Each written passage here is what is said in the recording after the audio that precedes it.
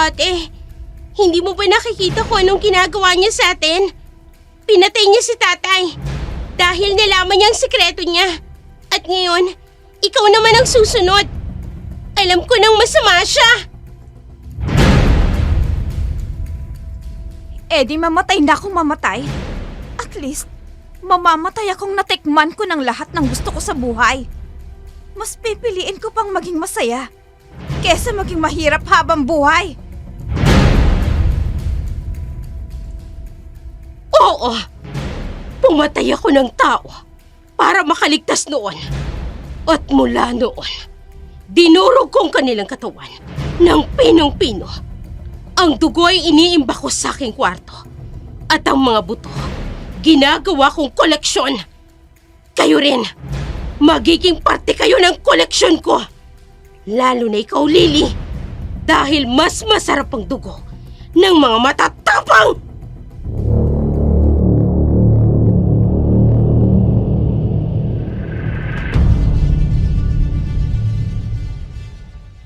Dark Shadows 101. In the world of darkness, various forms of evil unfold. A world constantly being escaped from. A world fiercely fought against. Yet amidst it all, love also blossoms. There is also laughter. Dark Shadows 101.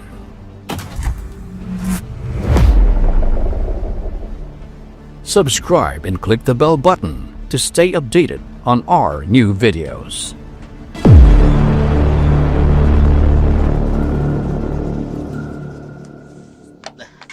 Nasaan na kaya yung 3,000? Malapit ng katapusan ay magbabayaran na naman ng upa, ng kuryente, ng bahay. Dito kaya. Ay, saan ko ba yung nahanapin? Tay? Oh, andyan ka na pala, anak. Ano po bang nangyari? Parang binagyo tong bahay natin Paano yung... Ano po ba kasing hinahanap nyo? Yung 3,000 inipong ko na pambayad sa upa at kuryente. Baka nakita mo. Malapit na kasi ang katapusan. Sisingilin na naman tayo ni Kaloreng. Hindi ko po napansin Diyan lang naman po yun inilagay, diba? Sa mga garapon dyan. Yun na nga ang pinagtataka ko. Ang tagal ko nang naglalagay dito. Hindi naman nawawala. Ngayon lang nangyari ito. Hindi kaya nakain ng daga, anak? Hindi yun, Tay. Tutulungan ko na po kayong maghanap. Baka sa ibang lagayan lang yung nalagyan nyo Ay, hindi ka ba napapagod, anak? Naglako ka pa ng kakanin at kagagali mo pa lang sa eskwela. Okay lang po. Sige na po. Tutulungan ko na po kayong maghanap. Ay, sige, anak. Salamat, Ay, dyan, tingnan mo dyan. Baka dyan sa may ano. Dito rin po, titingnan ko. Sige. Ay, saan ko ba kasi nailagay yun?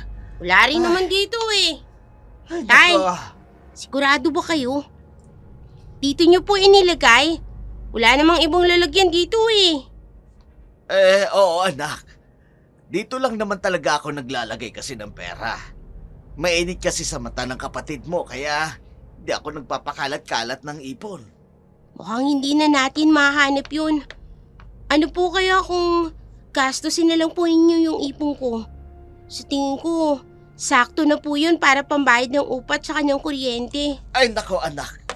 Di ba kasasabi mo lang sa akin nung nakaraan na iniipon mo yon para makapag-aral ka ng koleyo? Wag na, anak. Susubukan ko na lang munang humiram sa tiyo mo. Wag na ho. Sige na po, Itay. Kunin nyo na po yung ipon ko.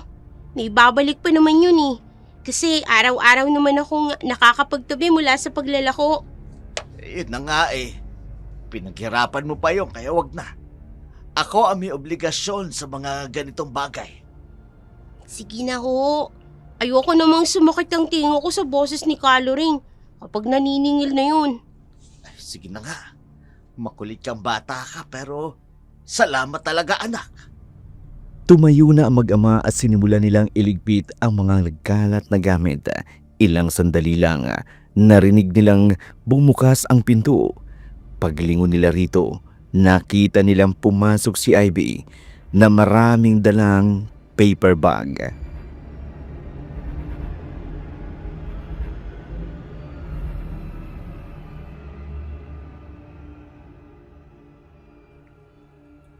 Good evening, mga people! Ayan na palang kapatid mo, Lily. Teka nga, bakit parang ang dami niyang tilang paper bag? Tsaka, bago yung cellphone niya. Saan naman kaya nanggaling ang pera niya? Tay, ako na lang po ang bahala. What happened sa bahay natin? Parang binagyo. At saka, mukhang may pagpupulong kayo ni tatay dyan. Ano? Binabackstab niyo na naman ako? Ate, saan galing yung mga pinamili mo? Saan pa? Sa part-time ko? Nakalimutan mo na ba? Fiesta sa kabilang barangay kahapon. Nag-sideline ako bilang makeup artist na candidate sa pageant. Kalokohan. Nandun din ako kahapon, oh. Naglako ako ng kakanin. Nakita kita, wala ka namang ginagawa. Kung hindi makipaglandian sa mga lalaki dun. Aba! At pinag-iisipan mo ko ng masama, no? Sariling pera ko to, kaya wag kang makialam. Sariling pera o kinuha mo yung pera ni tatay? Pinagbibintangan mo ba ako? Tatanggi ka pa, ate, ha? Aray! Ano? Ha? Ano ba? Sabi ka na ng totoo! Bitawan Pera mo ni ko! tatay yung pinambili mo niya, eh! Aray! Ano? Aray! Ayaw mo magsabi, ha? Ano ba ang pinagsasasabi mo? Hindi ito galing kay tatay! Di ako naniniwala! Kinuha mo yung pera ni tatay, eh! Halika rito! Pisit ka talaga! Lily! Ate mo ako! Lily, Bigyan mo tama na na ako ng yan! respeto. Lily! Tay! Anak, magsabi ka nga sa akin ng totoo. Alam ko ginawa mo na ito dati. Hindi imposibleng gagawin mo uli ngayon. Kaya pwede ba umami ka? Nagsasabi ho ako ng totoo. Pero hindi kayo naniniwala. Ano pa ba ang gusto niyong sabihin ko? Nawawala yung pambayad natin sa upa ng bahay tsaka ng kuryente. Dito lang naman inilagay ni tatay yun sa loob ng bahay. Wala namang ibang makakapasok dito, ate. Tapos ngayon, bigla kang uuwi na marami kang pinamili. Umaming ka na. Bago pa tayo palayasin. Kapag hindi tayo nakabayad ng upa. Oo na! Ako na ang kumuha! Ako na lang! Eh kasi wala namang ibang gagawa nun. Bakit pa palagi mo itong ginagawa? Pinagnanakawan mo ang sarili mong pamilya. Sa halip na tumulad ka sa kapatid mo at tumulong sa akin, ninanakawan mo ba ako? Pambayad pa sa upa. Kasalanan niyo rin naman yun kung bakit. Kasi, hindi niyo kami nabibigyan ng magandang buhay. Naiinggit ako sa mga kaklase at kaibigan ko na merong bagong cellphone, bagong damit, bagong sapatos, at saka isa pa, college na ako. Kaya dapat, nasasabayan ko na sila. Eh paano ba naman kasi? Bakit ba naman kasi hindi kayo humanap ng magandang trabaho para naman kahit papano nagiging maginhawa ang buhay natin? Pero wala eh. Ano? Hanggang jeepney driver lang? Tapos anak mo college na? Ni hindi mo man lang mabilhan ng mga bagong gamit? Tama na, ate. Wala kang karapatang magsalita ng ganyan kay tatay. Hirap na siya sa pagtatrabaho. Tapos wala man lang siyang katuwang. Pagdating sa bahay, siya pa yung kikilos. Maglalaban ng mga damit natin. Hindi mo ba yun naisip, ha? Palibasa, puro ka nalang pasarap. Kung gusto mo ng luho, edi magbanat ka ng buto, kagaya ng ginagawa ko. Eh bakit ko naman gagawin yon? Eh hindi ko naman yon obligasyon. Gawain ng magulang yon. Dahil hindi ko naman ginustong mabuhay sa mundong ito na puro na lang hirap, na walang pera. Nakakasawa na! Tingnan mo nga naman, oh. Kung sino pa yung panganay, siya pang hindi makaintindi sa sitwasyon. Anak, Teka, tay, bakit po kayo umiiyak? anak, Tay, tama si Ivy. Tama siya sa mga sinabi niya. Hindi ko kayo mabigyan ng magandang buhay. Hindi kasi ako nakapagtapos ng pag-aaral tapos ganito pa ang alam ko trabaho. Kasalanan ko rin, anak. Bakit na ganyan ate mo? Hindi niyo po kasalanan yun. Hindi, anak. Ginagawa niyo naman po ang lahat para sa amin, di ba? Kulang yung ginagawa ko. Tama Ang ate dami mo. niyo na nga pong iniindang sakit sa katawan. Pero hindi kayo bumibili ng gamot. Kasi iniisip niyo yung kakainin namin sa araw-araw. Kulang lang po sa pag-unawa si ate. Huwag kang mag-alala, tay. Pagsasabihan ko rin siya. Ipapaunawa ko sa kanya ang sitwasyon natin. Anak, salamat. Kahit ganyan ang ate mo, naiiba ka sa kanya. Si ate, mas matagal ang panahon na tumira. Tay, parang ang dami niyo yatang pinamili ngayon ah. Tumaas na po ba yung sahod ninyo? Nako, hindi anak. Magsaing ka na nga pala at mabutit. May mainit pa itong liempo tsaka pansit. Okay na po, nakapagsaing na po ako. Wow! Ang daming pagkain. May donut. Paborito ko to. Anong meron, Itay? Mukhang ang dami niyong pera ngayon ah. Ay, mabutit dumating ka na anak. May binili akong damit sa'yo, kaso nga lang hindi ko alam kung gusto mo yung style. Kaya pilian nyo na lang. Wow! Ang ganda naman nito. Gustong-gusto ko to. Salamat po, Itay. Oh, mukhang naulanan pa po yata kayo ah. Okay. Pero ayos lang, sige. Mamili na kayo dyan. Hindi ko kulilaan ako dito. Ay, Ah, ano ba naman ito? Ang baduy naman ito sa akin, Ate Itay. naman, ang ganda nga ng binili ni tatay eh. Nag-iinerti ka pa. Eh, sa'yo okay lang. Kasi manang ka naman kung manamit. Ang ganda kaya. Baduy nga eh. Ay, babe, bibigyan na lang kita ng pera. Bumili ka na lang ng gusto mo. Tama na ba sa'yo ang 500? Kulang pa, 200. 700 kasi yung price na gusto kong dress. Hoy, ate. Tama na yung 500. Baka maubusin ng pera si tatay. Walang problema. Marami pa naman dito. Oh, eto, Ivy, oh. Yes! Thank you, tatay! Kumain na tayo. Oh, magsantok na kayo. Tay, hindi mo po sinasagot yung tanong ko kanina. Bakit po parang ang laki ng kinita niyo ngayon? Kumain na lang kayo. Kain kayo, oo. May bago kasi akong trabaho, anak. Pasensya na ha, hindi ko nasabi sa inyo. Saan na po kayo nagtatrabaho? Ay. Ako na po, tay. Oh, ito. Oh, sandukan mo. Ivy, Sige po, oh. ako na lang po. Kaya ko na po yan. Upo na lang po kayo dyan. Ay. May mayamang donya na naghahanap ng personal driver. Nag-apply ako. Napakayaman niya. Tsaka malaki magpasahod. Yung 1 linggo ng pagmamaneho. Bay, nakaw.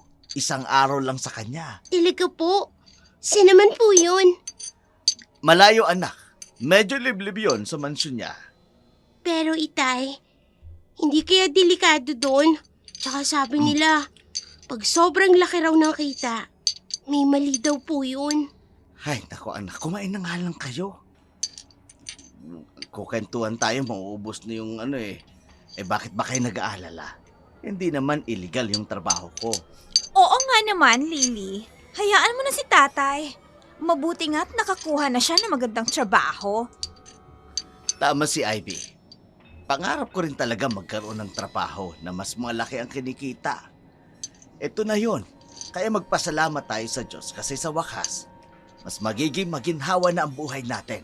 Sa bagay, tama naman talaga. Sobrang hirap din kumita ng malaking pera ngayon. Basta, palagi po kayong mag-iingat ha. At magdasal kapag nasa trabaho na po kayo. Oo naman. Huwag kang mag-alala. O siya, kumain na kayo. Baka lumamig ang pagkain natin. Opo. Simula noon, naging maginhawa na ang buhay na mag-ama. Palagi na silang nakabibili ng masarap na pagkain. Nabibili na ni Ivy ang lahat ng luho niya. Hindi na kailangang maglako tuwing hapon si Lily dahil nag-iipon na si Mang Rodolfo para sa pag-aaral niya sa koleyo. Kaya lang, isang araw, bigla na lang hindi umuwi si Mang Rodolfo. Ilang araw pa ang lumipas, hindi pa rin ito dumarating. Nag-aalala na ang magkapatid, lalo na si Lily. Kaya nagtanong na sila sa mga kaibigan ng kanyang ama. Kaya lang, wala ring alam ang mga ito. Wala nang magawa ang magkapatid, kundi lumapit sa mga pulis. Pero dahil hindi nila alam ang mga impormasyon tungkol sa trabaho niya, hindi sila matutulungan ng mga pulis. Si Lily na lang ang gumawa ng paraan para hanapin ang kanilang ama. Nagprint siya ng maraming picture nito at ipinaskil sa bawat pader sa kanilang lugar. Ang kapatid niya naman na si Ivy, hindi makatulong dahil palagi na lang itong naglalakwatsa. Ang laki ng nagastos ko sa pagpapaprint. Wala pa rin nakakahanap kay tatay. Nasaan ka na ba, tay? Bakit hindi ko pa umuwi? Nag-aalala na ako ng sobra. Hindi na nga ako nakakapasok sa school kasi mas inuuna ko yung paghahanap sa'yo. Si Ivy hindi po umuwi. Hoy! Teka, may tao yata. Buksan niyo ang pinto! Aling Luring, Oh! Bakit parang nagtaka ka na nandito ako? Baka nakakalimutan mo! At 30 na! Singilan na lang bayad sa upa! Nasaan ang bayad niyo? Aling Luring, pasensya na po kayo. Pero wala sa aming pera eh. Na kay tatay po. Ang kaso hindi pa po siya umuwi. Ano? Walang iniwan sa inyo kahit magkano? Meron naman po. Pero panggastos lang namin yun sa pang-araw-araw. Pambaon tsaka pambili po ng ulam. Ngayon kasi, hindi na nagiiwan si tatay ng pera sa bahay. Palaging nasa wallet niya na lang po o di kaya nasa bangko po. Ay, nako! Ilang araw nang nawawala yung si Rodolfo Ano bang nangyari doon? Wala rin palang napala yung pagpunta ninyo sa mga pulis! Wala nga po eh. Hindi ko na nga po alam ang gagawin. Hindi ko na po alam kung saan hahanapin si tatay. Ay, nako! Kahit wala yung tatay ninyo, gawan nyo ng paraan. Alam nyo naman na yung kinikita ko rito sa pagpapaupa pang dialysis ng asawa ko! Hindi pwedeng hindi ako makapaningil! Alam mo naman siguro na napakamahal nun! Aling Luring, baka po pwedeng sa susunod na linggo na lang po ako magbayad. Gagawan ko na lang po muna ng paraan. Anong next week? Puro next week? Ipagpapa-next week ko rin yung buhay ng asawa ko! 2 araw! Gawan mo ng paraan! Dahil kapag hindi mo nagawa ng paraan yan, lumayas na kayo dito! Ay siya nga pala, may bagyo ngayon. Ang naipaayos ko lang ang bubong, yung mga advance na nagbayad. Kaya kayo, bahala na kayo dyan! Sige po, Aling Luring. Gagawan ko po ng paraan. Ay, ba dapat lang? Hindi pwedeng umabot next week! Opo. Ay, naku. Nakalimutan ko. May bagyo nga pala ngayon. Pero si ate, wala pa rin. Naku, lumalakas na ang ulan. Teka, kailangan ko nang mag-ayos. Butas na ang bubong ng inuupahang bahay ni Lily, kaya tumutulo na rito kapag malakas ang ulan. Kumuha siya ng palanggana at itinapat ito sa bawat sulok na tinutuluan ng tubig. Iniayos niya pa rin ang mga gamit. Ang kanilang TV ay inilagay niya sa parteng hindi mababasa. Tinakpan niya ang mga bintana. Ang problema niya lang, binabaha nga pala ang bahay nila kapag lumakas ang ulan at hindi niya alam ang gagawin dito. Tanging ang ama niya lang ang may alam ng solusyon. Pagkatapos mag-ayos ng mga gamit, sa kanya naalala ang ate niya na hindi pa umuwi ng bahay. Paglabas niya, nakasalubong niya ito, basang-basa ng ulan at pasuray-suray kung maglakad. Agad niya itong pinayungan at pumasok sila sa loob.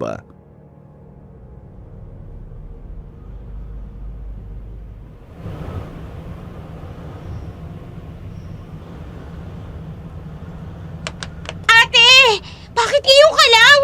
Diyos ko naman, lasing ka? Hindi ako lasing. Okay lang ako. Kanina pa ako hulas. Medyo nahihilo lang dahil sa epekto ng... Sabi na nga ba nakainom ka na naman? Ate naman may pinagdadaanan na nga ang pamilya natin tapos bumabagyo pa ngayon. Nakuha mo pa rin mag-inom? Lily, ano ba? No more drama. Magpapahinga na ako. Pagod na ako. Teka, ano to? Kiss mark? Bakit meron ka nito? Huwag mong sabihin nagpapagalaw ka na. Pakialam mo ba? Naiinggit ka? Gumamit naman kami ng proteksyon, no? Huwag kang ang pakialamera. Matanda na ako at kaya ko ng sarili ko. Magagalit si tatay kapag nalaman niya yun. Iba nga sabi niya, ibibigay lang natin yung sarili natin sa taong mapapangasawa natin. Ate naman, kailan ka ba magmamature? Wala na si tatay. Hindi na babalik yun. Ilang araw na, oh. Gumising ka na nga sa katotohanan, Lily. Di totoo yan.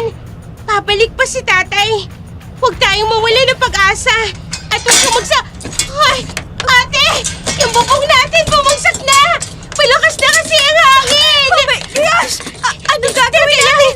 Ipapasok ko lang yung mga gamit doon. Baka mabasa na Wala na siyang bubong. Lily! Huwag ka dyan! Mababagsakan ka! Lily! Rico! Sabi na kasing huwag ka dyan eh! Kung makapagsalita ka sa akin, akala mo kung sino ka? Tapos ang tigas din naman ang ulo mo? Okay ka lang? Hindi ka ba nasugatan? Hindi, ate. Huwag kang mag-ilala. Kapag nasugatan ako, kaya ko namang kamutin ang sarili ko. Okay, fine. Doon na lang muna tayo sa tabi. Kasi mababasa tayo dito. Wala na halos bubong ang bahay natin. Ang dami nang natuklap. Si tatay naman kasi, ang daming bahay na pwedeng upahan. Dito pa talaga sa sira-sira na. Wala sisihin si tatay dito. Lily! Binabaha ng bahay natin! Ang lakas ng hangin! Teka lang, ate. Tsaka lang. Hihingi lang ako ng tulong doon sa may pinto. Tulong! Tulungan niyo po kami! Tulungan niyo po kami ng kapatid ko! Tulong! Tulungan niyo kami! Tatay! Nasaan ka na ba? Ang hirap na wala ka rito Iniwan na nga tayo ni nanay, pati ba naman ikaw? Hindi na bumalik! Tay! Umuwi ka na! Nang wala ang kanilang ama, 1 buwan na ang lumipas. Hindi na talaga ito bumalik. Napilitan ang magkapatid na tumigil na lang sa pag-aaral. Si Lily, nagtrabaho sa isang malaking bigasan sa kanilang lugar. Si Ivy naman, nagtrabaho siya bilang sales lady sa isang mall. Si Lily ang nagpakapanganay sa kanilang dalawa dahil mas lalong nagpapasarap sa buhay si Ivy. Habang si Lily sumasakit ang ulo sa mga bayarin at obligasyon, habang nasa mesa siya at nagkukwenta, sakto namang dumating si Ivy na maraming mga dalang paper bag at mukhang namili ng kanyang mga luho sa katawan.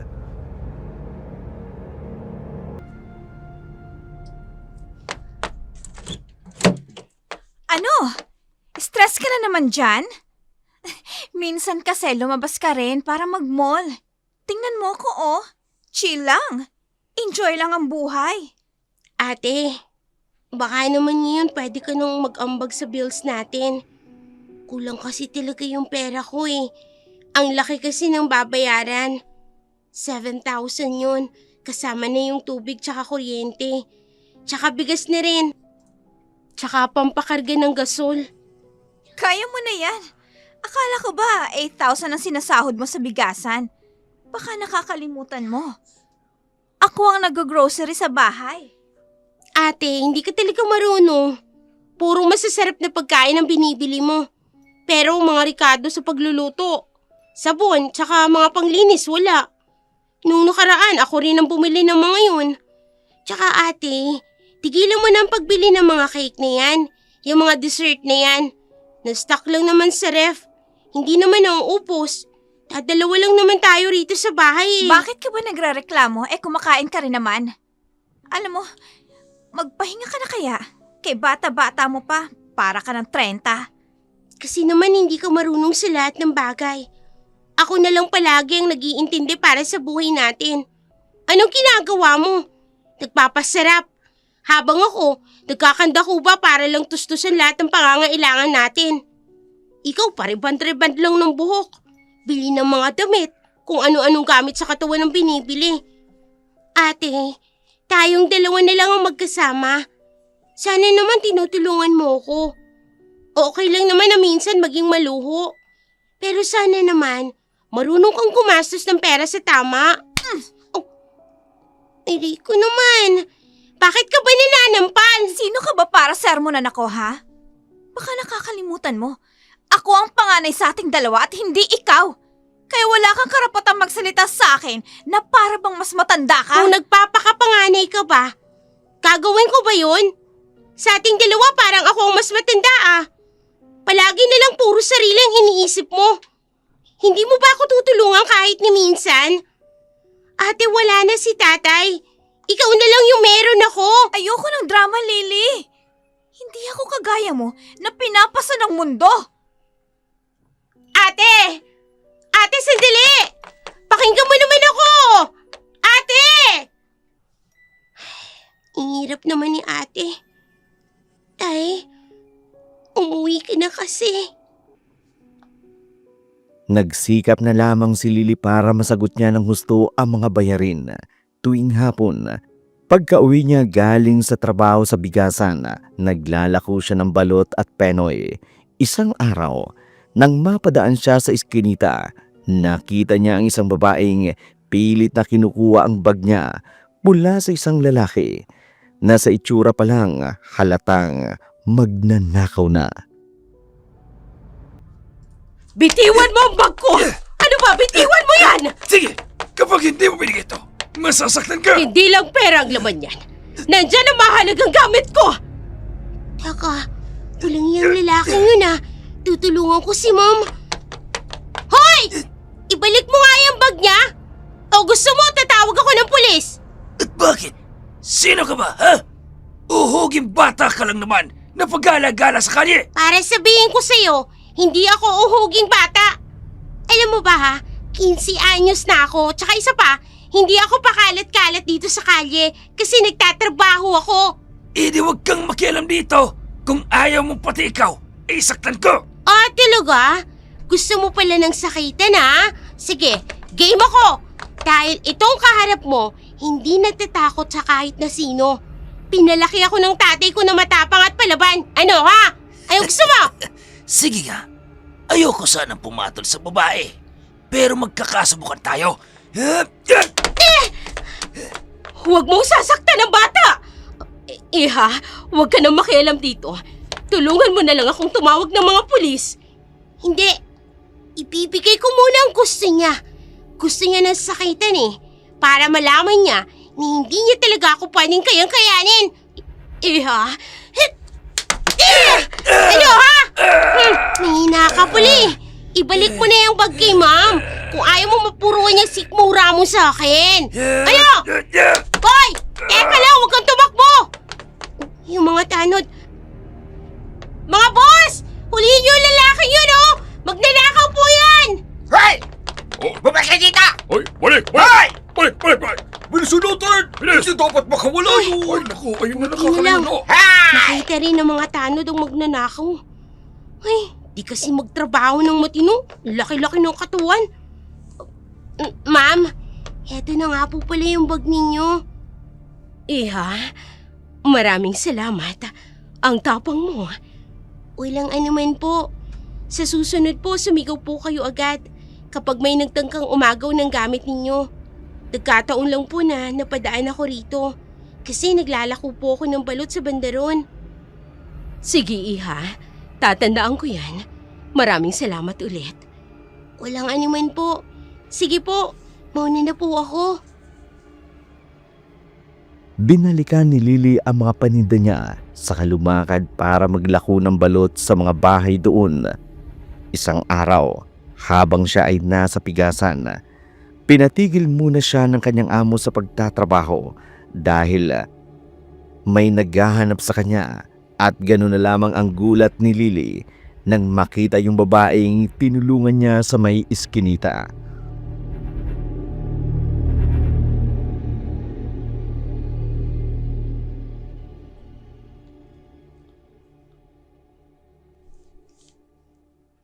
Kayo po? Ano pong kailangan ninyo? Natatandaan mo ko, hindi ba? Ako yung babaeng tinulungan mo noon sa may iskinita. Nakalimutan ko palang magpakilala sa iyo. Ako nga pala si Mercedes, isang negosyante na nagmamay-ari ng isang pagawaan. Paano niyo po nalaman na dito ako nagtatrabaho? Nagtanong-tanong ako. Alam mo kasi, parang hindi dapat sa akin na magpasalamat lang ako sa iyo. Parang pakiramdam ko, dapat may ginawa pa ako bukod doon. Naku, Ma Mercedes, okay lang naman po yun. Hindi naman po ako yung tipo ng tao na pagkatapos tumulong, hihingi po ng kapalit. Sapat na po sa akin na nakatulong ako sa iba. Hindi ba? Lily ang pangalan mo? 15 anyos ka lang. Nalaman ko rin ang katayuan mo sa buhay. Yung tatay ninyo, hindi na bumalik. Tapos yung nanay ninyo, wala na rin. 2 na lang kayong magkapatid na magkasama. Mawalang galang na po, Ma Mercedes. Pero, bakit niyo po inalam yung tungkol sa buhay ko? Kasi interesado ako sa'yo. Ang tapang mo. Alam mo ba, noong kaedaran mo ko, hindi ko nagawa yung mga nagagawa mo. Isa pa, alam kong mabuting tao ka. Gusto kitang tulungan. Kaya ko naman po ang sarili ko. Kahit wala na po akong magulang. Huwag niyo na pong isipin na kailangan niyo pong bayaran yung pagtulong ko po noon. Okay na po yun. Iha, pag-aaralin kita. Ibibigay ko lahat ng gusto mo. Patitirahin kita sa aking mansyon. Sa madaling salita, gusto kitang ampunin. Mag-isa lang ako sa buhay.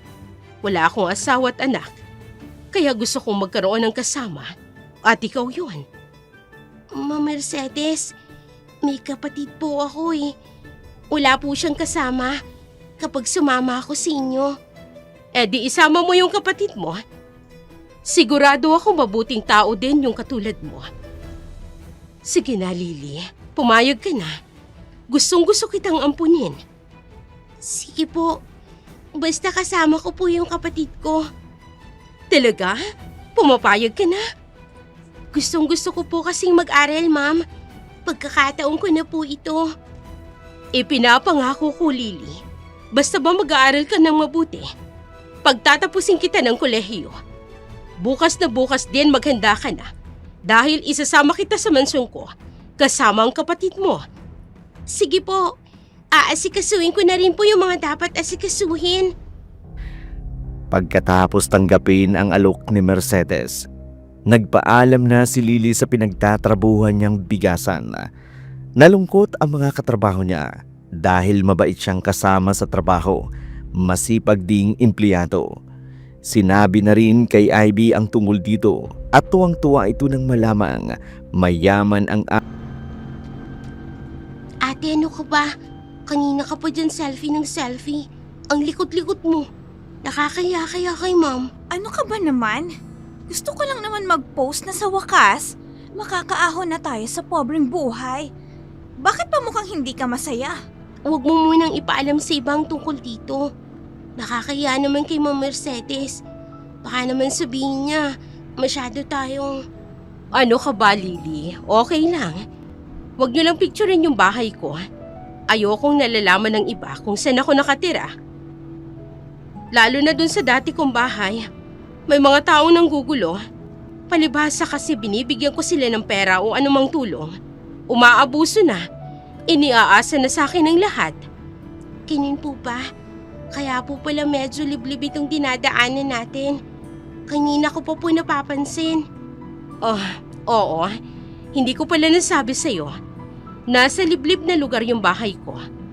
Mas gusto ko kasi ang ganoon. Mas payapa, mas sariwang hangin, Mas malayo sa gulo. Ate, di ba sabi ni tatay, nasa liblib na lugar din yung pinagtatrabuhan niyang Donya? Aba, ewan ko ba? Hindi ko naalala. Oh, Ma Mercedes, Yes, Lily? Ano yun? may personal driver po ba kayo dati? Oo naman. Kaso hindi nagtatagal. Nalalayuan sila sa lugar.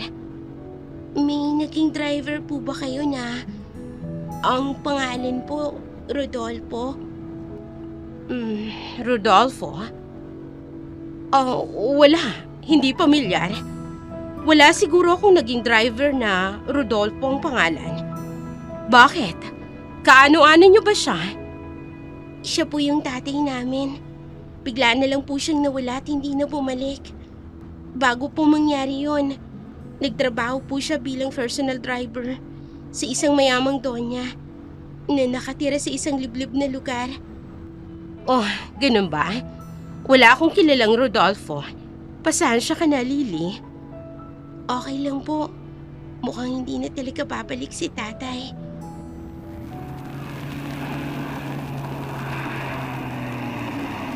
Siya nga pala.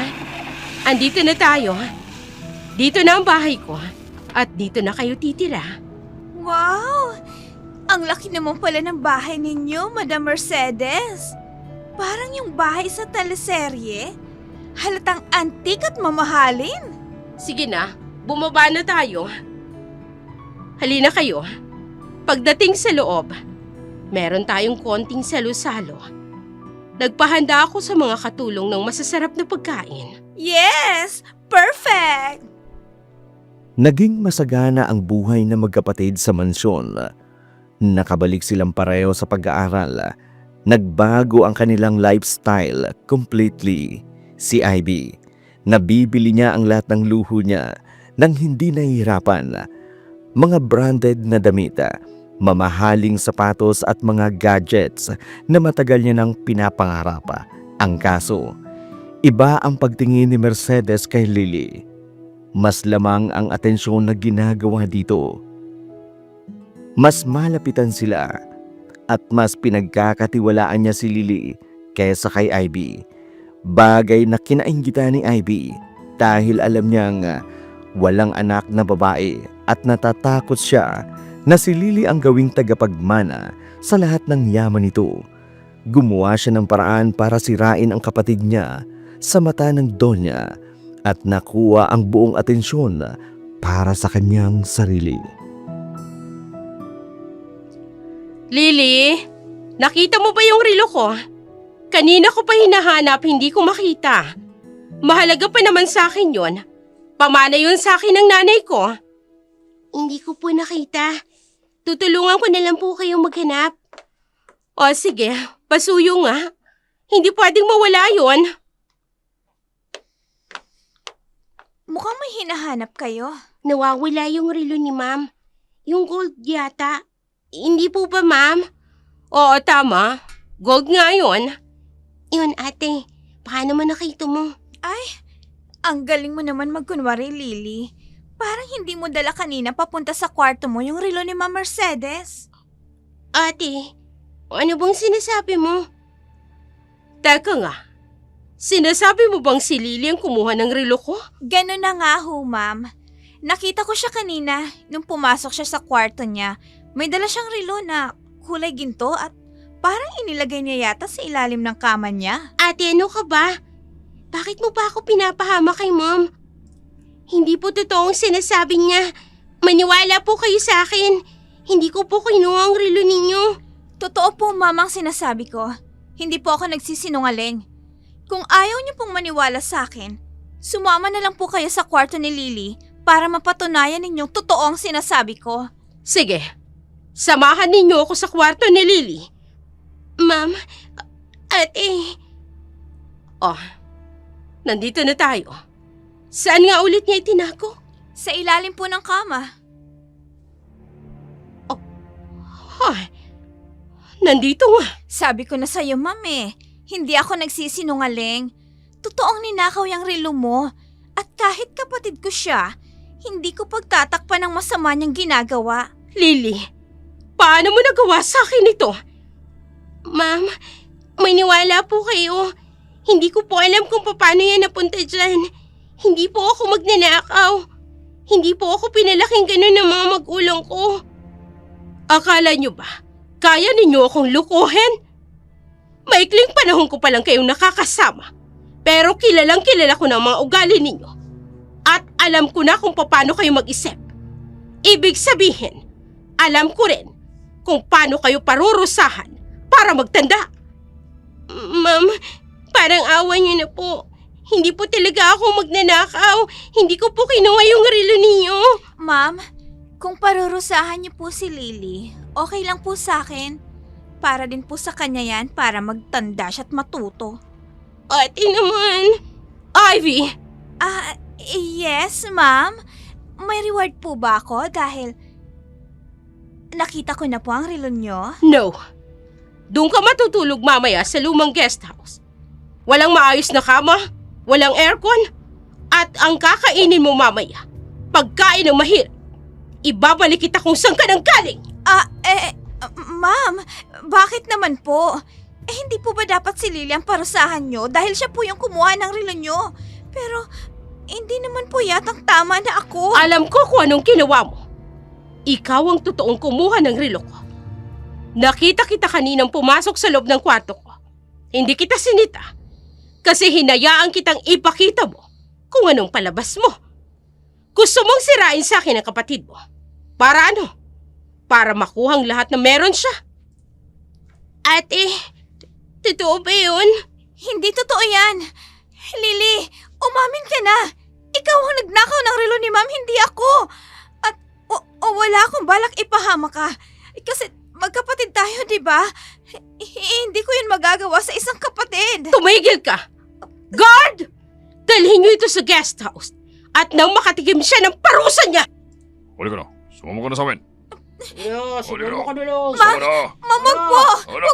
Ano ba? Bitiwan niyo ako. Bitiwan niyo ako. Tro. Ma'am, hayaan mo siyang makatikim ng parusa, Lily. Masyado nang makasarili ang kapatid mo.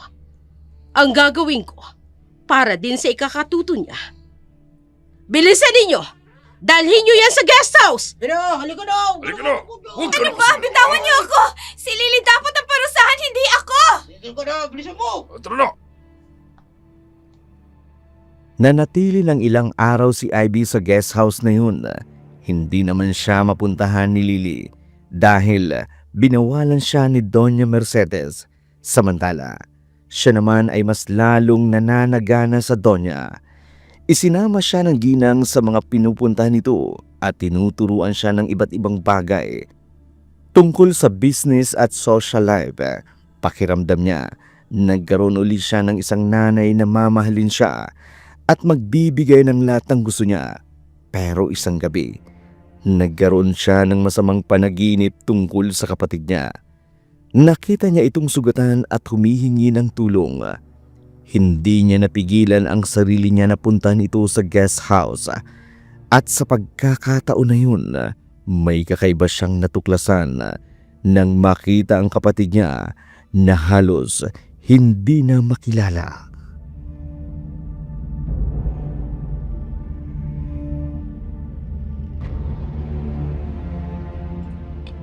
Ate, anong nangyari sa'yo? Bakit namumutla ka? Hindi ko alam, Lily. Sobra din ako nanlalambot. Tapos, may masakit sa leg at braso ko. Ate, Aray. taka, may sugat ka sa ligat sa braso.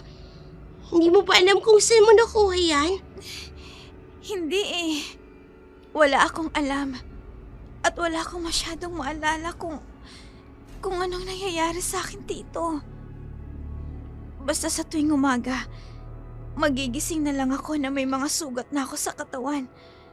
At sobra ng panlalambot na nararamdaman ko. Diyos ko, akala ko simpleng parusa lang ang binibigay ni Ma'am Mercedes sa'yo. Bakit ganito yung nangyari? Hindi ko alam, Lily. Wala akong alam. Teka lang ate, titingnan ko kung anong mga gamit na meron sa lugar na ito Sige, Sandali lang. mag-iingat ka. Hindi kita matutulungan kasi nalalambot talaga ako. Ate, may nakita ako. Lily, magtago ka. Mukhang paparating si Ma'am Mercedes. Oo nga ate, sandali lang. Magtatago na muna ako dun Tapos ikaw, magkunwari kang natutulog. Sige. Hello? Ngayong gabi rin, iuwi ninyo ang mga alaga natin. Hindi na yan pwede dyan. Masyado na silang malakas. At least dito, makukontrol sila. Pagkain? Huwag kang mag-alala. Madali lang yan para sa akin. May pwede naman akong ipain dito kung sakaling walang makuhang supply. Papalinis ko na yung guest house sa mga tauhan ko. May pinarusahan kasi akong dalaga. Pinapatira ko dito sa bahay, kaya may tao ngayon dito. Pero dadalhin na namin sa kwarto niya. Sige na, babalitaan na lamang kita. Bye. Hoy, ikaw, dalhin niyo sa itaas si Ivy. Yung sugat niya gamutin ninyo na mabuti. Bawal malaman ng kapatid niya yung ginawa natin. Itikom niyo mga bibig niyo. Tapos alam niyo na kung anong gagawin sa utak niya. Para walang sablay. Sige po, madam. Nangatal ang buong katawan ni Lily pagkarinig sa mga sinabi ni Mercedes. Labis din niyang pinagtaka kung anong uri ng alaga ang binabanggit nito na tila ba may ginagawa ito sa kapatid niya na hindi maganda. Hinintay niya munang makaalis ang mga ito. Saka siya lumabas at bumalik sa kwarto na magulo ang isip. Kinabukasan, nagulat na lamang siya dahil biglang naging mabait si Mercedes kay Ivy na tila ba nakalimutan agad nito ang nangyari. Si Ivy naman parang walang natatandaan sa mga natuklasan niya kagabi. Isinama nito ang dalaga sa mall. Ipinamili ng mga bagong damit, mga mamahaling sandals at makeup. Habang nagbe-merienda sila ng magkapatid, naisipan niya itong kausapin tungkol sa ginang upang malaman kung may... Ate, wala ka bang naaalala sa mga nangyari kagabi? Hindi mo ba narinig yung mga sinabi ni Ma'am habang may kausap sa cellphone? Anong sinasabi mo? Anong nangyari kagabi? Hindi pa ate. Nandun ka sa guest house kasi pinarusahan ka ni Ma'am. Tapos pinuntahan kita ron. May nakita tayo. Kagaya ng itim na kandila. Mga medalyon. Tapos mayroon pang bungo. Hindi mo ba naaalala yun? Hindi mo ako pinuntahan kagabi, Lily. Wala ka naman doon. At wala naman akong mga nakitang kakaiba. Ewan ko ba sa'yo? Ate, mukhang may ginagawa sila sa'yo. Kaya parang nawawala yung alaala mo. Narinig ko kagabi, may gagawin daw sila sa utak mo. Ate, hindi mo pagkakatiwalaan si Ma'am Mercedes. Mukhang marami siyang sikreto. At yung alagang sinasabi niya, hindi ko alam kung ano yun. Ano bang pinagsasasabi mo dyan? Wala akong maintindihan na kahit ano. Isang ebidensya yung sugat mo sa liig at sa ibang pati ng katawan. Baka may ginagawa sila. Baka kinukuha ang kanila ng dugo. Kasi bigla ka na lang naging maputla tsaka nalalambot ka. Mukhang ginagawa nila yun kapag tulog ka na. Eto? Nakagat lang ito ng insekto. At saka, ano bang mga pinagsasasabi mo dyan? Hindi naman ako nang lalambot ngayon. Kasi, ang ganda nga ng mood ko oh. Tingnan mo, dahil nabili ko lahat ng branded na damit na gusto ko. At isa pa, may nakilala pa akong pogi sa mall. At alam mo ba, sabi ni Ma'am Mercedes, mga ilang araw daw ay pupunta kami sa Singapore. Mamamasyal daw kami, Lily. Naku, unti-unti nang matutupad ang mga pangarap ko. Ate, kung masama si Ma'am Mercedes, Mananatili ka pa rin ba sa kanya? Ano ba kasing pinagsasasabi mo? Anong masama? Hindi siya masama, no? Sagutin mo yung tanong ko. Paano kung masama siya? Mananatili ka pa rin ba sa kanya? Oo. Bakit hindi? Kasi, dahil sa kanya, nakukuha ko yung mga gusto ko. Nararanasan kong maging mayaman. At marami pa akong pangarap na sa tingin ko, matutulungan ako ni Madam Mercedes. Lily, hindi mo kasi naiintindihan yun dahil magkaiba tayo. Kung ikaw kontento ka na sa simpleng buhay na ibinibigay sa atin ni tatay noon, pes ako hindi. Gusto ko mas mataas pa sa langit ang marating ko. Ate, paano kung ginagamit ka lang ni Ma'am Mercedes? Di maggamitan kami. Ginagamit ko lang din naman siya. Anong akala mo? Ituturin ko siyang nanay? Hindi ako malambot ang pusong kagaya mo. Walang nagawa si Lily kundi tanggapin ang mga sinabi ng kapatid niya na tila nakalimutan na ang lahat ng mga nakita nila. Siya naman nagsagawa ng lihim na pagtuklas tungkol sa pagkatao ni Mercedes.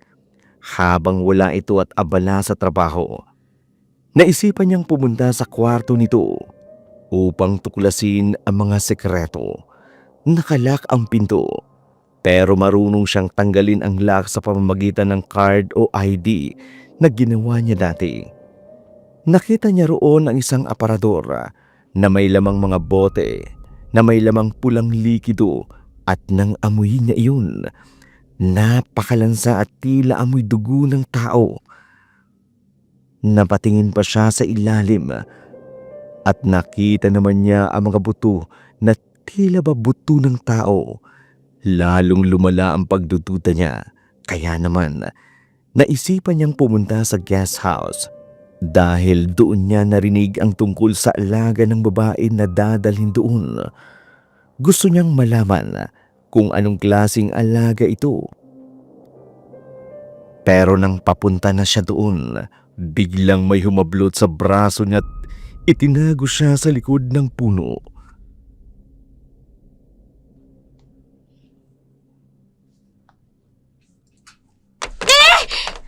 Shh!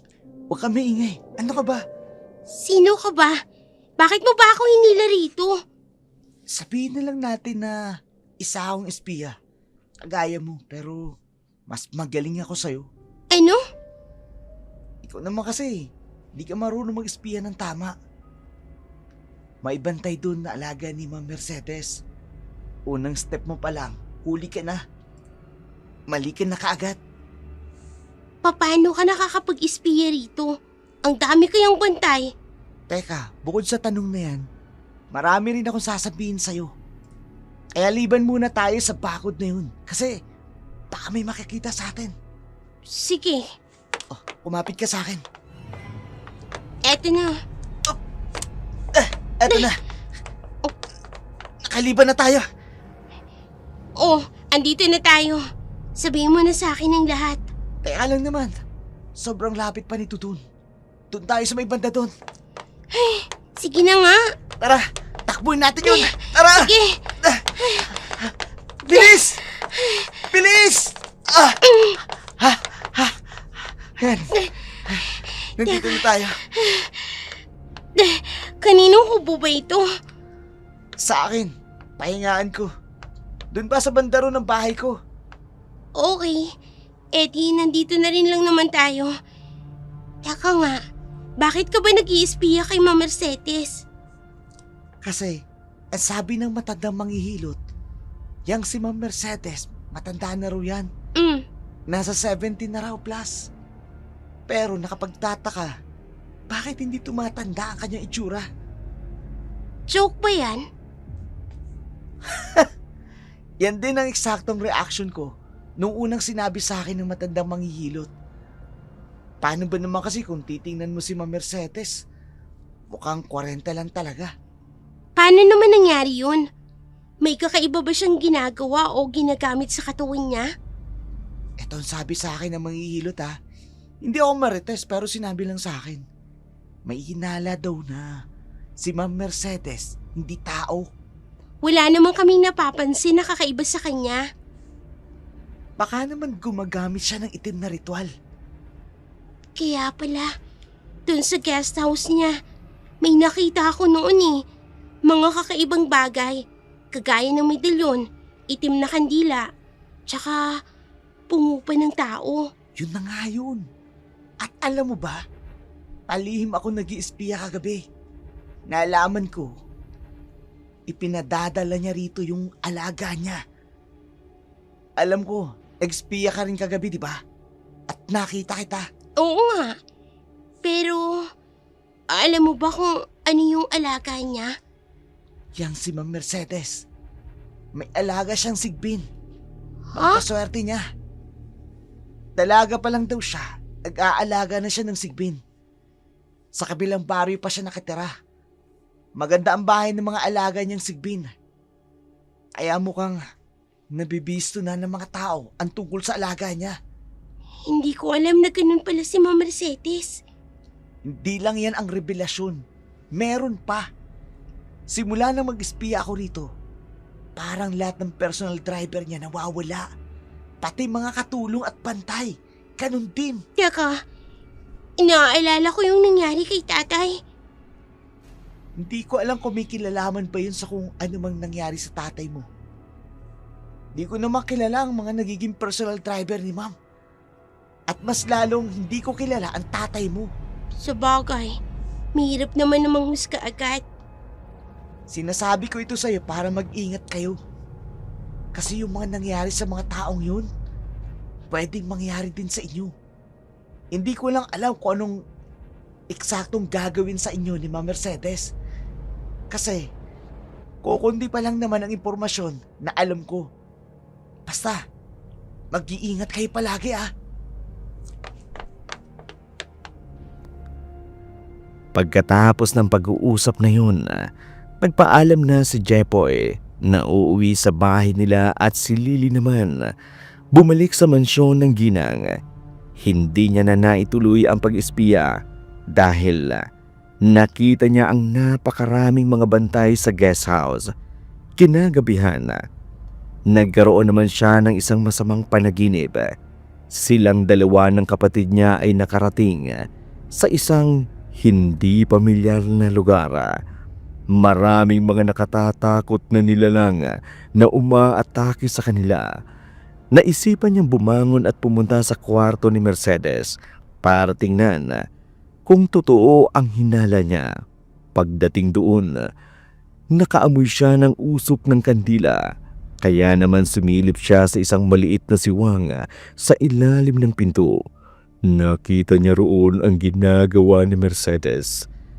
Nasa gitna ito ng maraming itim na kandila na tila ba nagdadasal ng mga salitang hindi niya maintindihan.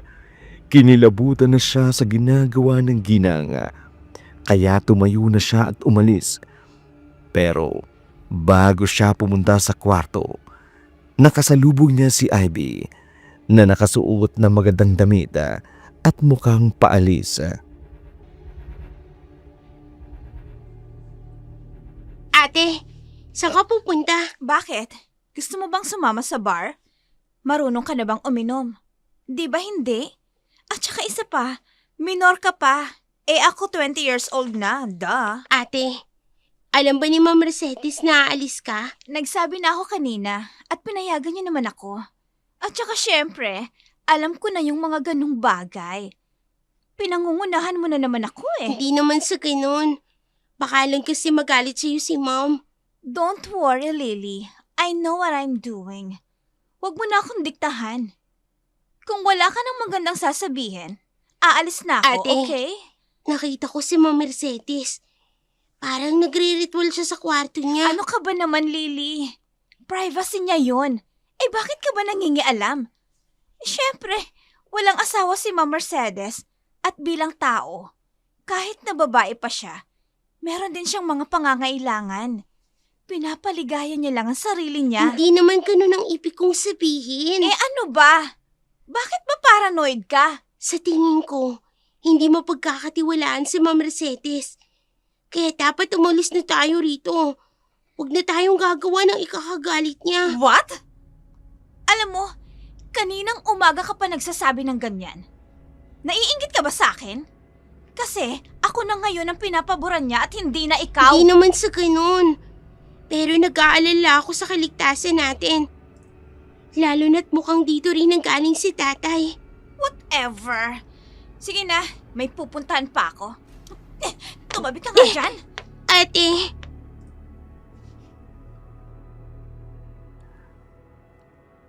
Umalis si Ivy at sinundan pa ni Lily ang ate niya hanggang sa labas ng gate. Patuloy siya nagpapaliwanag at nakikiusap dito pero hindi ito nakikinig.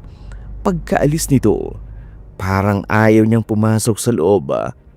Kaya nagpunta muna siya sa garden para magpahangin. May narinig siyang nakatatakot at kakaibang ungol na nanggagaling sa kinaroroonan ng guest house. Malapit lang kasi ang hardin na yon sa guest house, kaya mabilis lang niyang mapuntahan. Nagkataon din na nakatulog na ang mga bantay, kaya medyo madalian siya sa pag-iispiya. Pagdating niya doon, pumunta siya sa kwarto kung saan walang bantay. May maliit na siwang doon at sumilip siya. Laking gulat niya nang makita niya ang nakatatakot na nilalang. Para itong malaking kambing na payat ang katawan. Walang balahibo. Malalaki ang mga dilaw na mga mata at mahaba ang bibig. Napaatras siya nang makitang papalapit ito sa kanya. Pero may humatak sa kanya at nagulat siya paglingon niya. Isang nakatatakot na babaeng abuhin ang kulay ng balat nito. Pula ang mga mata. May mahahabang pangil. Sinubukan pa silang habulin ng aswang pero hindi sila nahabol nito dahil sobra na ang panghihina nito dahil sa tama ng bahala. Pagdating doon, agad siyang pinatuloy ng tiyuhin ni Jepoy, isang albularyo. Agad na ginamot ang mga kalmot ng kanyang braso at ang marka ng kamay ng aswang sa kanyang liig. Nakasama din ni Lily ang pinsan ni Jepoy. At mabait naman ang mga ito sa kanya. Lahat sila ay may alam sa kasamaan ni Mercedes. At ang isa nga sa nalaman ni Lily, may nakilala silang nag-apply na personal driver ng Donya. At hindi na ito nakabalik pa. Kaya naisip niya, posibleng dito rin nagtrabaho ang kanilang ama. Hindi naman matiis ni Lily si Ivy, kaya nagpahatid siya kay Jepoy para sunduin na kumbinsin itong umalis na doon. Saktong wala si Mercedes, kaya madali silang nakapasok at pagdating doon, naabutan niya si Ivy na nagmemeryenda sa tabi ng swimming pool.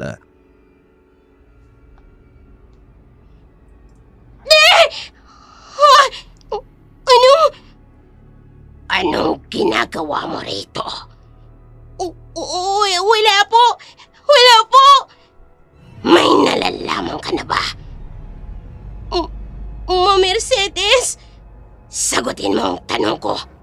May nalalaman ka na ba? Wala po!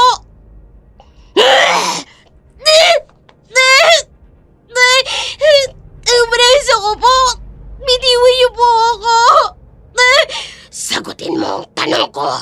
Wala po akong alam. Huwag niyo po ako sasaktan. Hindi ka masasaktan kung magsasabi ka ng totoo. Opo. Alam ko nung masama kayo. Nag-aalaga po kayo ng sickbed at may ginagawa kayong ritual para hindi kayo tumanda. Kahit ang totoo, 70 years old na po kayo. Ano pa? Ano pa? May nakita po akong bote na may lamang dugo sa kwarto ninyo. Meron din pong mga bote ng tao. Dahil ang totoo, hindi kayo tao. At ngayon, inukumpirmo ko na po ang lahat. Isa po kayong aswang! Magaling, Lily. Kagaya ng iba kong naging tao, may talento ka pagdating sa larangan ng pangingialam at pag-iimbestiga. At alam mo ba kung ano ang ginagawa ko sa mga taong kagaya mo? Tinudurog ko ang kanilang katawan ng pinong-pino at ang dugo iniimba ko sa aking kwarto habang ang buto ay ginagawa kong koleksyon. Gusto mo bang maranasan yun, Lily? Hindi ho. Kahit mukha na ho kayong halimaw. Pero hindi po ako natatakot sa inyo. Oo nga pala. Matapang kang bata. Kaya nga kita nagustuhan. Dahil alam kong malakas din ang dugo ng matatapang na tao. Yan din ang dahilan kung bakit dinala kita rito. Para siyempre, makatulong at makakatulong na rin kita.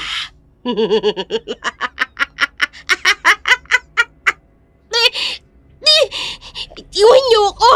Tulungan ka! Bitiwan mo ako! Sige, magwala ka pa at mas lalo kang masasaktan! Ang braso ko! Bitiwan niyo po ang braso ko! Kung hindi ka sana nakialam, hindi kita sasaktan. May tamang panahon para makinabang ako sa'yo. Hindi sana ngayon, pero mukhang napapaagang katapusan mo.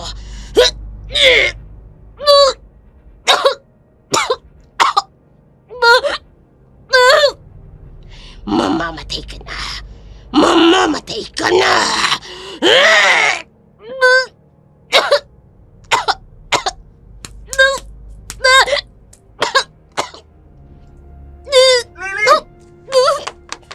Uy, teka! Sino yun? Bitiwan mo ang kaibigan ko!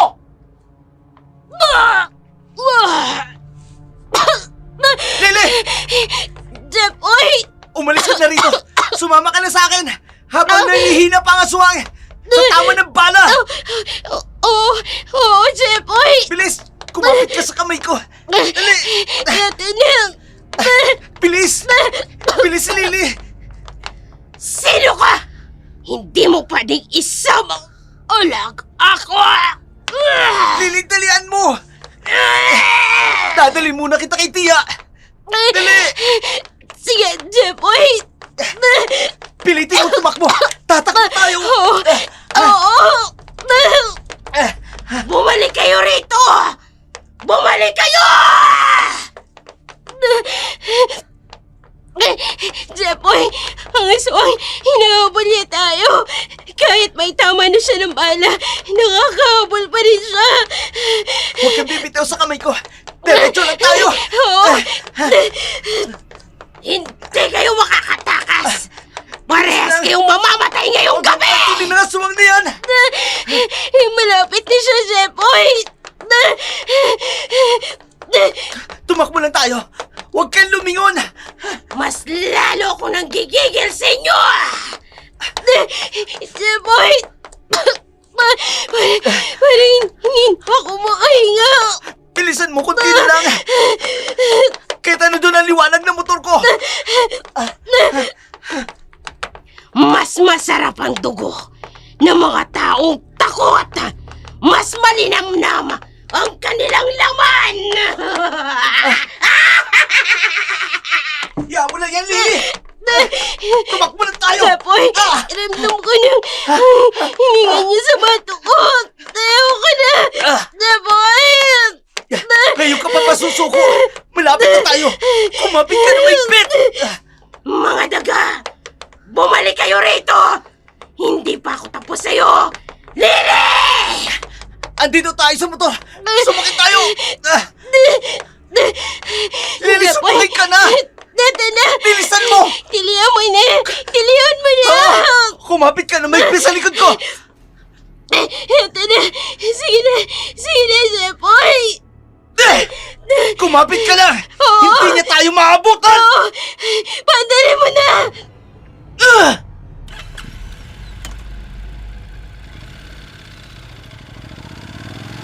Bumalik kayo rito! Lily! Bumalik kayo!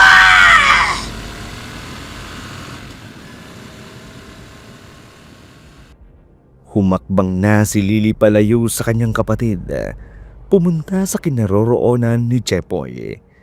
Sakay ng single na motorsiklo nito, umalis na sila at bumalik sa bahay ng tiyahin nito. Sinikap ni Lily na wag nang alalahanin pa ang kanyang kapatid dahil sa katigasan ng ulo nito. Nagpaalam na rin kina Chepoy na bumalik sa pagtatrabaho sa bigasan. Mabuti na lang. Wala nang umuupa sa dati nilang bahay, kaya naman bumalik siya rito. Makalipas ang 2 linggo, dinalaw siya ni Chepoy sa bigasan. Inilibre siya nito sa isang karinderiya para sa isang mahalagang pag-uusapan tungkol sa kaligtasan ni Ivy. Lily, nagbalik ka rin. Saan ka ba nanggaling? Ang sabi ni Ma'am Mercedes, nakipagtanan ka na raw sa uhuging lalaki na kaedad mo. And you know, kahapon, napag-usapan na namin ang tungkol sa pagkakaroon niya ng tagapagmana. Anong napag-usapan ninyo, ate? Dahil wala ka na at hindi ka na parte ng pamilya ni Ma'am Mercedes, hindi na ikaw ang magiging tagapagmana. So, ibig sabihin, ako na ang magmamana ng lahat. At kapag namatay si Ma'am, sa akin na mapupunta ang lahat ng ari-arian at pera niya. Ikaw naman kasi, bakit inuna mo pa ang puso mo? Ang bata-bata mo pa. Ate, makinig ka sa sasabihin ko. Pinibilog lang ni Ma'am Mercedes ang ulo mo para lalo kang manatili sa kanya at masilaw sa kayamanan niya. Alam niya ang kahinaan at ang gusto mo, kaya doon kanya tinatarget. Huwag kang magpadala sa mga sinasabi at pangako niya. Dahil sigurado ako, ginagawa niya lang yun para hindi ka magka-interes na alamin ang maitim niyang sikreto. Ano bang pinagsasasabi mo? Ang nonsense mo talaga. Yun bang dahilan kung bakit ka nakipagtanan sa kung sino-sinong inutil na lalaki? Kasi nagdududa ka kay Ma'am Mercedes, ganon? Yun ang dahilan kung bakit ako umalis. At hindi lang pagdududa ang nararamdaman ko. Nakumpirma ko na ang lahat, ate. Isa pa, hindi ako nakipagtanan, Iniligtas ako ni Chepoy. Iniligtas niya ang buhay ko. At dinala ko sa ligtas na lugar na hindi ako mahanap ni Ma'am Mercedes. Alam mo, Lily, ikaw yung tipo ng tao na wala kang utang na loob, alam mo yun? Pagkatapos ng lahat ng ginawa sa'yo ni Ma'am, pag-iisipan mo na lang siya ng masama, ganon? Ang dami niyang naibigay sa atin na hindi kayang ibigay ng mga magulang natin. Katulad ng pera, kayamanan, mga mamahaling gamit at kung ano-ano pa. Tapos siya nang ibabalik mo sa kanya? Akala ko ba santa ka? Dahil hindi ako sobrang ambisyosang kagaya mo. Hindi pera't kayamanan ang nagpapasaya sa akin. Kasi alam mo ba, ang mga taong sobrang mataas ang lipat, pumapagsak. Saka hindi mo dapat kinukumpara ang magulang natin kay Ma'am Mercedes. Hindi man nila tayo nabigyan ng maraming pera at yaman. Pinusog naman nila tayo sa pagmamahal, lalo na si tatay. Ate, hindi mo pa nakita yun? Walang ibang mahalaga sa'yo kundi material na bagay. Kaya kahit mapapahama ka na, yan pa rin ang pinipili mo. Dahil hindi ako nagpapakasaantang kagaya mo. Pera lang naman ang mahalaga sa tao para mabuhay, di ba? Lily, naranasan natin parehas kung paano mabuhay sa hirap. Kumain ng ulam ay kape o asin dahil wala pang sweldo si tatay. At magtitiis sa bahay na binabaha at tumutulo ang bubong tuwing may bagyo. Ngayong nakuha ko na to, hindi ko na to pakakawalan. Hinding-hindi na, Lily. Dahil itong pangarap kong buhay. Yung buhay na ipinagmamalaki mo, hindi rin yan magtatagal. Dahil isang araw, papatayin ka rin ni Ma'am Mercedes. Gagamitin ka lang niya. Ate, isa siyang aswang at masama siya. Iniisip ko lang naman ang kapakanan mo. Hanggat hindi pa huli ang lahat. Eh di mamamatay na kung mamamatay. At least, mamamatay akong natikman ko na ang lahat ng gusto ko. Doon din naman tayo lahat pupunta, di ba? At wala na akong pakialam kung masaya siya o ano at hindi ako maniniwala sa mga pinagsasasabi mo. Ito lang ang gusto ko, Lily. Kaya pwede ba, hayaan mo na ako? Ate, hindi kita pwedeng basta nilang hayaan. Kapatid kita. Eh di kalimutan mong magkapatid tayo. Ate naman, huwag na matigas ang ulo. Eh di huwag kang makialam kung ano ang gusto ko. Sige, kung yan ang gusto mo, eh di bahala ka na sa buhay mo. Basta ginawa ko ng lahat para iligtas ka. Oo, bahala na talaga ako sa buhay ko. At bahala ka na rin sa buhay mo. Ikaw ang may kasalanan kapag napahama ka. Dahil aalis na ako, hindi na kita pipilitin. Eh di umalis ka na. O baka naman gusto mo pang ipakaladkad kita sa mga bantay dito? Hindi na kailangan. Dahil hindi pwedeng malaman ni Ma'am Mercedes na pumunta ako rito. Inililigtas ko na ang sarili ko. Agad na naganda ang dalawa. Sakay sila ng motorsiklo ni Jepoy papunta roon. 3 oras ang kanilang biyahe, kaya naman inabot sila ng paglubog ng araw. Napakadilim ng daan dahil napaliligiran ng mga puno at matataas na damo ang makitid na kalsada. Wala rin doon na kabahayan at halatang sobrang liblib na ang lugar na tila ba walang ibang nakatira roon maliban sa mga aswang at mga kasama nilang kulto.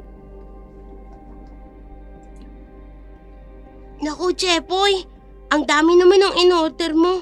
Baka hindi ko na yan maubos. Ang payat mo na kaya? Kumakain ka pa ba? Siyempre, medyo tipid kasi bukod sa pagtatrabaho ko sa bigasan, nag-aaral din ako. Ang pangit naman kung matapos kong ituloy yung pag-aaral ko. Naudlit lang dahil titigil na naman. Hoy, ano ka ba? Matagumpay na nakaalis sina Lily at Jepoy sa daan na yun hanggang sa natanaw nila ang liwanag ng apoy mula sa di kalayuan. Dinerecho niya iyon at nakita nila ang isang gusali. At sa labas ay nagkakatuwaan ang mga taong nakaitim. Sa paligid ng apoy, tila meron silang pagdiriwang dahil malapit na ang ritual.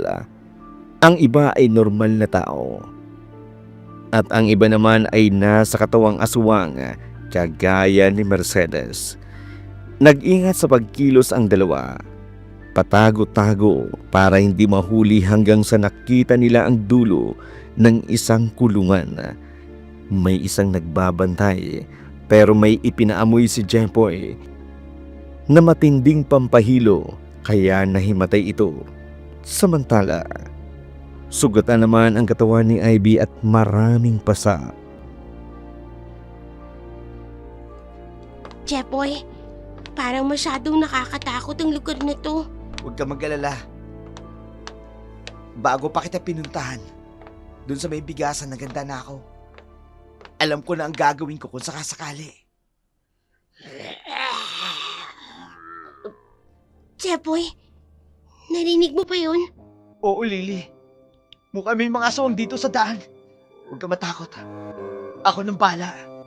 Jepoy, ayan na sila. Humaharing na sila sa daan. Kung lalaban sila, lalaban din tayo. Marunong ka ba? Oo, pulis ang tatay ko. Tinuruan niya ako. Eto, isa pang baril. Tulungan mo kong ubusin sila. Hindi naman ako marunong nito. Kalabitin mo lang ang gatilyo kapag lumapit sila.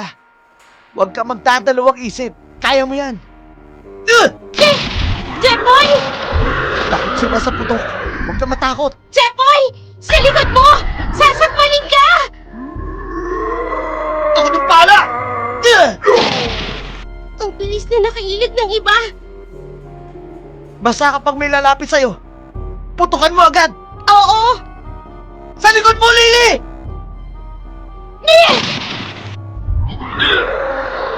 Natamaan ko siya! Oo, ganyan lang! Ay! Jeboy! Sasakmanin ka ulit! Ang dami pala nila! Tingnan mo ang gagawin ko! Iisa-isain ko sila! Umalis na tayo dito, Jeboy. Baka dumami pa sila. Hindi natin kayanin. Bumalik na tayo sa sasakyan natin. Kapit ka lang. Kapag may nakita tayo sa daan, paparilin lang natin. Oo!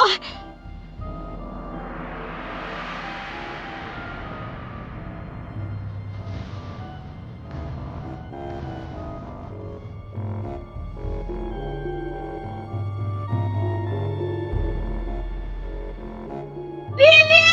Iligtas mo ako rito! Ate! Oo! Kaya nga ako pumunta rito para iligtas ka!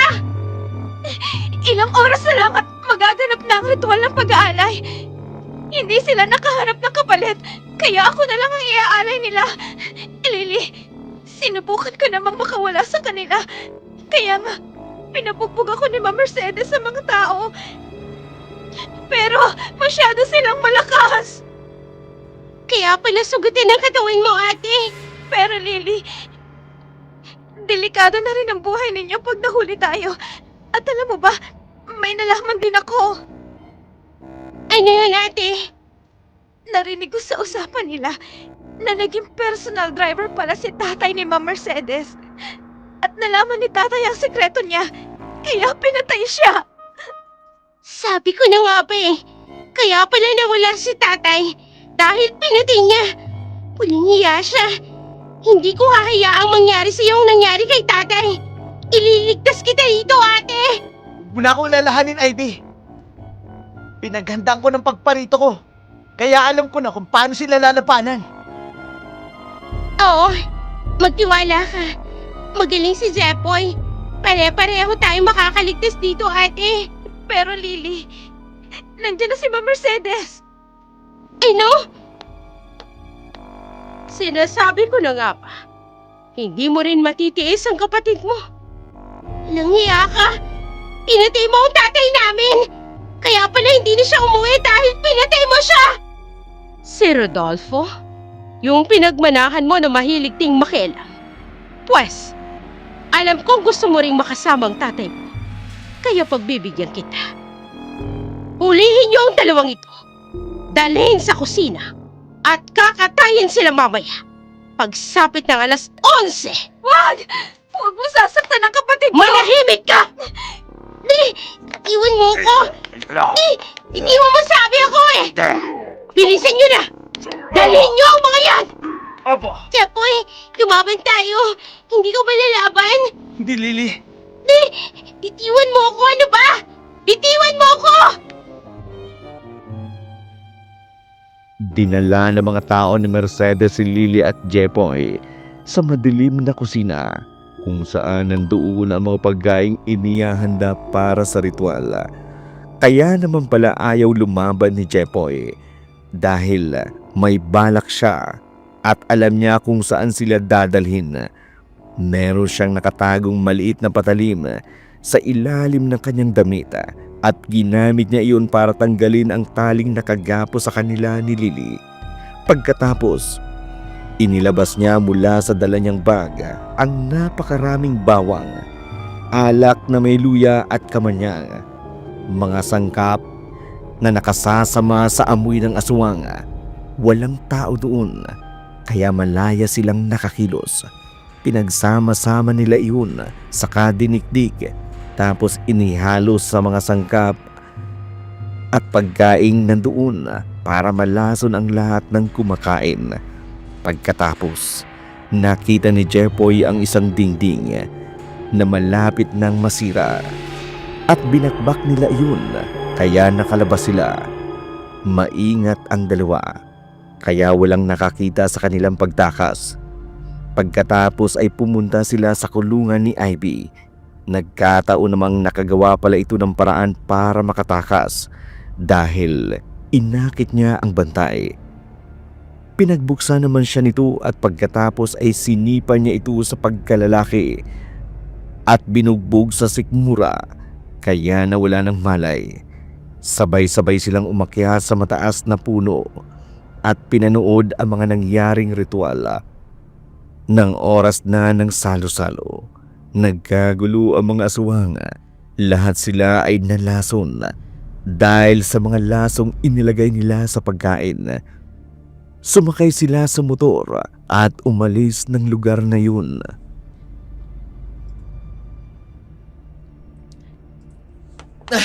Sigurado ako, napatay na ang lahat ng aswang. Mamahinga muna tayo rito saglit, dito sa may puno, bago tayo dumiretso. Jepoy, baka may mga natitira pang aswang dito. Kaya naman natin sila labanan kung sakali.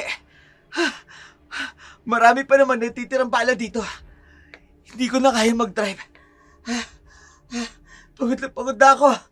Sige, ate, okay ka lang? Jepoy, diretso tayo sa ospital mamaya Oo. Ang daming sugat ni ate. Okay lang ako, Lily. Ay, maraming salamat Akala ko, mamamatay na ako. Pero dumating kayo ng kaibigan mo at niligtas ang buhay ko. Kahit anong sama ko sa iyo at kahit anong sakit kong magsalita, inisip mo pa rin ang buhay ko. Ako sa iyo. Teka, mukhang may kalaban tayo. Ate, buhay pa si Ma'am Mercedes. Ayun siya, oh. Lily! Eto ang baril! Walang niya kayo. Akala niyo ba makakatakas kayo sa akin? Hindi ko kayo patatakasin! Kung sasaktan mo kami, ikaw ang una naming sasaktan. Dahil walang hiya ka. Tao ka rin na kagaya namin. Pero mas pinili mong kasamaan. Dahil naniniwala ka na kapag umanib ka sa mga aswang, magiging mayaman at malakas ka. At nagawa mo pang pumatay ng tao para lang makaligtas ka noon. Oo, dahil sa sinabi sa akin ng kulto na kapag ibinenta kong kaluluwa ko sa demonyo, lahat ng yaman ay mararanasan ko. Yun naman ang kailangan ng tao, hindi ba? Lumaki ako sa ampunan at lumaki ako sa hirap. Kaya dapat lang naman maranasan kong maging mayaman. Nagkakamali ka. Yan ang akala ko noon. Pero nabuksan na ang isip ko. Hindi na ako magpapaalipin sa material na bagay. Lily, akin ang baril. Huwag mo nang tangkain. Hindi ako natatakot sa'yo. Mamamatay din kayong lahat. At least ako, mamamatay akong mayaman! Ang sabihin mo, mamamatay ka sa kasamaan at sigurado sa impyerno ang bagsak mo!